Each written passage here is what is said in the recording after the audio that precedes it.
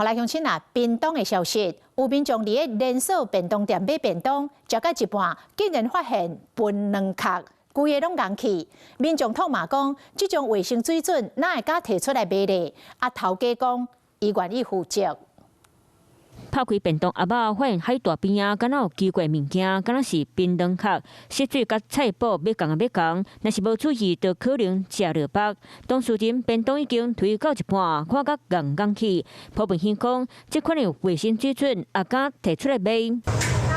出现食安争议的，就伫咧便当这间连锁便当店，接到反响，卫生局嘛派人来去查。店内平常时拢是头家和头家娘两人伫咧花，无食槟榔习惯。不过因强调，有垃圾仔出现伫咧因的便当阿爸内底，绝对的负责任。可是那个头一看就是不是新的米啊，也得对要新规啊。有啊，我也是希望说能跟他联络上，应该要怎么做。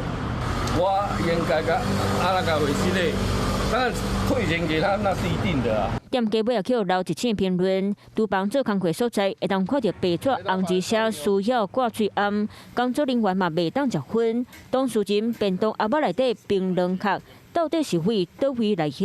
业者嘛杀无涨。你卖给客人吃，你一定会在额外的，一定会再多留意多注意。真的很抱歉，对啊。本局已派员办理行政调查，查明事证，并依《食品安全卫生管理法》相关规定处办。毕竟食安问题袂当代替，卫生局卖继续追查作业流程，确保消费者用餐的品质。Hello， 我是庄慧琪。想要抢先掌握最及时的新闻资讯吗？赶快订阅、按赞、开启小铃铛，锁定华视新闻 YouTube 频道。